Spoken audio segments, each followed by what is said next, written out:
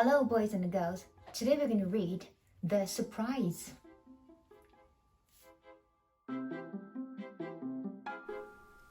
The surprise.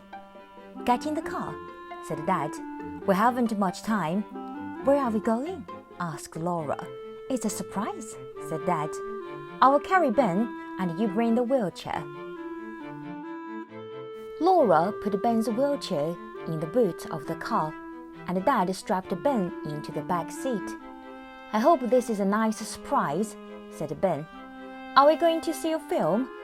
No, something better than that, said Dad. I know, said Laura. We're going to the ice rink.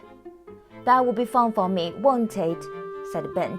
Can you imagine me with the skates on my wheels? It's no good trying to guess, said Dad, but I promise you'll both be pleased. Dad drove to the other side of town and stopped the car outside a block of flats. This is the place, he said. Let's get you into your chair, Ben. Flats means stairs, said Ben. Perhaps you'd better carry me. Dad carried Ben up the stairs and Laura carried his wheelchair. It's a good job we don't live here, panted Laura. It's an old building, said Ben. Nobody thought about wheelchairs when these flats were built. Dad rang the bell at one of the flats, and the lady came to the door. Come in, I've been expecting you, she said. There are just two left. Two what? Asked Ben. Wait and see, said Dad. It's still a surprise. I'm sorry about all the stairs, said the lady, looking at Ben's wheelchair. It's hard enough for me to get up and down them. That's okay, said Ben. I'm used to being carried. The lady led the way into her sitting room. There was a basket by the fire. In the basket was a cat and two tiny kittens. Kittens! Gasped Laura.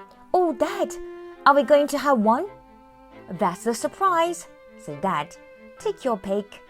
Ben was delighted. He had wanted a pet for ages. I can't decide, he said. They're both so cuddly.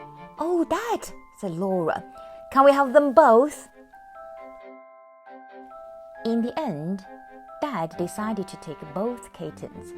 He said that it would be unkind to separate them. You'll have to look after them properly, said Dad. Animals aren't toys. You must think of them as new members of our family. On the way home, Dad bought the kittens a basket to sleep in, a rubber mouse, and a litter tree. Ben and Laura helped them to settle in. Ben called his kitten Lucky, and Laura called hers Scat. It was hard work looking after the kittens. Every day, Ben and Laura had to feed them and empty their trays. Lucky and Scat were great explorers. They explored every inch of the house, but they were too young to go outside. Aren't they funny? Said Laura.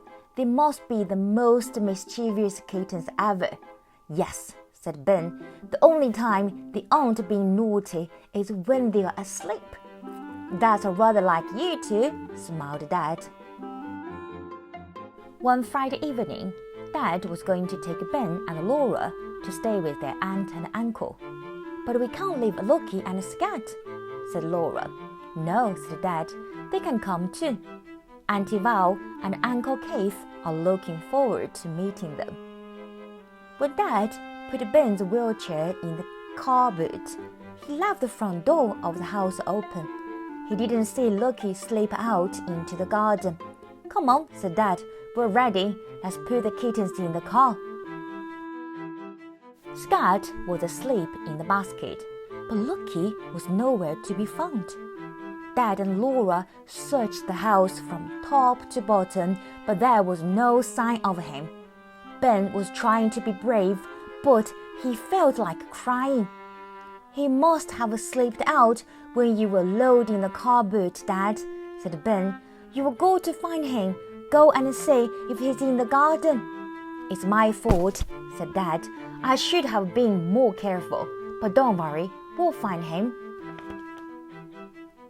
Dad and Laura searched the front garden and the street, but there was no sign of Lucky. Ben was miserable because he couldn't help them. "It's no good," said Dad. "It's getting dark now.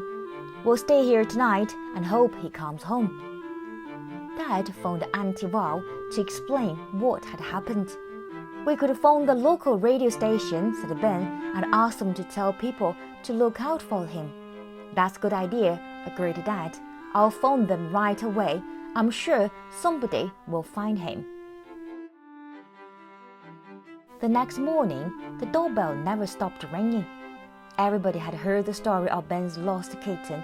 They brought kittens of all shapes, size, and colors, but not one of them was Lucky. Ben was heartbroken. At lunchtime, Dad spoke to Ben. "I'm very sorry," he said, "but I don't think we're going to find him today. I expect he'll be back in a few days. Somebody will find him." Ben didn't say anything. It was time to go to Auntie Val's and Uncle Keith's. Dad carried Ben to the car and Laura brought Scott. Scott seemed to be missing his brother. "I don't want to go," said Ben. "I want to stay at home and wait for Lucky." "We can't do that," said Dad. "Auntie Val and Uncle Keith are looking forward to seeing us. Think how upset they would be if we didn't go. Think how upset Lucky will be if he comes home and we're not here," said Ben. Dad asked next-door neighbors to keep a lookout for Lucky. When they got to Auntie Val's and Uncle Keith, Ben was still upset. Auntie Val made a great fuss of Scott, which only made Ben feel worse. "It doesn't seem right," said Ben. "There should be 2 kittens, not 1. Scott is missing Lucky as much as I am." Uncle Keith tried to comfort Ben. "When I was a boy," he said, "I had a dog called Candy. She ran away once and thought she had gone forever. I couldn't stop crying." Uncle Keith's story only made Ben cry. "Don't cry, Ben," he said. "My story has a happy ending. After a week, Candy came home." "But Lucky is only a kitten," sobbed Ben, "and he's never been out of the house before. And if he does come home, we won't be there to let him in." Everybody tried to cheer Ben up. Auntie Val cooked him his favorite dinner, but he couldn't eat it. Uncle Keith suggested that they all go to the cinema, but Ben didn't want to go. "This is no good, Ben," said Dad. "Being unhappy won't bring Lucky back. We'll all go for a walk in the park. That will make you feel better." "I'll go and get his wheelchair," said Laura. "May I have the keys to the boot?" Laura went out to the car. As she opened the boot, she gave a terrific shout. Dad picked up Ben and they all ran outside. "Whatever is the matter?" asked Auntie Val. "Why did you shout like that?" "It's Lucky," laughed Laura. "He was in the boot." "What?" said Dad. "He must have jumped in when I was putting in Ben's wheelchair last night. He's been in there for hours," said Laura. "He must be starving." "Oh, Lucky," said Ben. "I'm so glad you're back. I thought you'd run away forever." "I knew we'd find him," said Dad. "It's Lucky. I looked in the boot," said Laura. "It's Lucky for Lucky," said Ben. I hope you have enjoyed this book. We'll see you next time.